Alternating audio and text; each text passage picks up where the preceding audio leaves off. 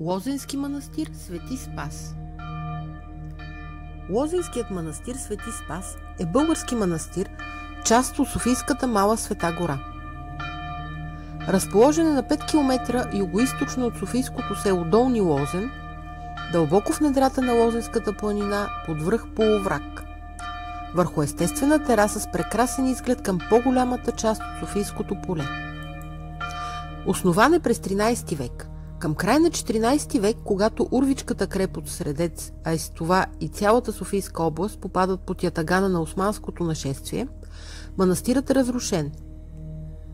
В периода 15-16 век той запустява окончателно, но през 17 век е отново възроден и както научаваме от някои достигнали до нас писмени паметници, като най-старият от тях е от 1671 година, в манастира се е намирало училище с даскал Яким от София, а учениците са били от София и софийските села.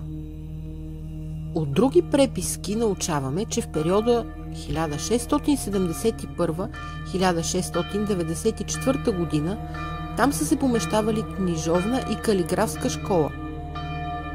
В 1737 година манастира става център на въстанието на архиереите в Софийско и Самоковско. Потушаването му в края на юли и началото на август 1737 година по заповед на Али Паша са избити към 350 софийски граждани, свещеници, монаси и хора от околните села, включително самоковския митрополит Свети Симеон Самоковски. След участието на неговите монаси във въстанието, манастира Свети Спас за пореден път е разрушен от турците. С 1821 година манастирът е възобновен отново върху старите си основи.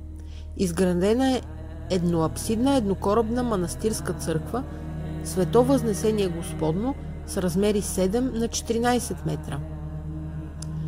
Трите големи купола, които били изградени върху старата цилиндрична постройка от майстора Цвятко Тодоров от радомирското село Жабляно, стоят и до днес непокътнати и са били нещо твърде необичайно за тогавашната сакрална архитектура по нашите земи.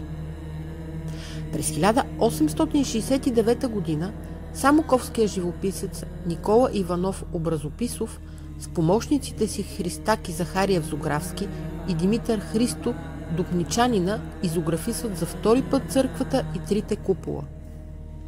Стенописите, които са запазени и до днес, в относително добро състояние привличат поклонници и посетители с богатата си цветова гама и художествено майсторство, което от своя страна прави манастира изключително ценен паметник на българската култура и изкуство. Друг интересен факт, свързан с стенописите, е, че никъде другаде в Софийско не са изобразени в един храм толкова много български светци и исторически личности. Наред с евангелските сцени, Никола Образописов изрисува и образите на свети Кирил и Методий, Михаил Войн, епископ Марко, Иван Рилски, Евтимий Търновски, Онуфрий Габровски, Константин Софийски и на свързаните с живота на българите Света Петка и Света Неделя.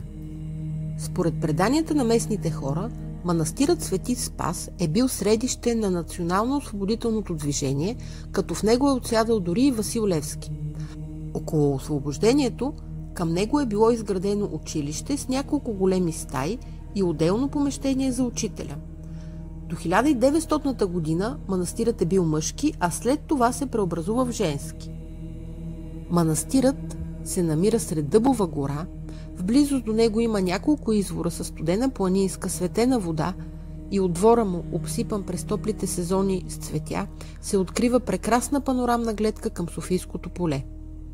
Това, а и фактът, че от Долни Лозен се стига до него пеша за около час, а с кола по относително добър черен път за около 15 минути, го прави предпочитано и приятно място за излет.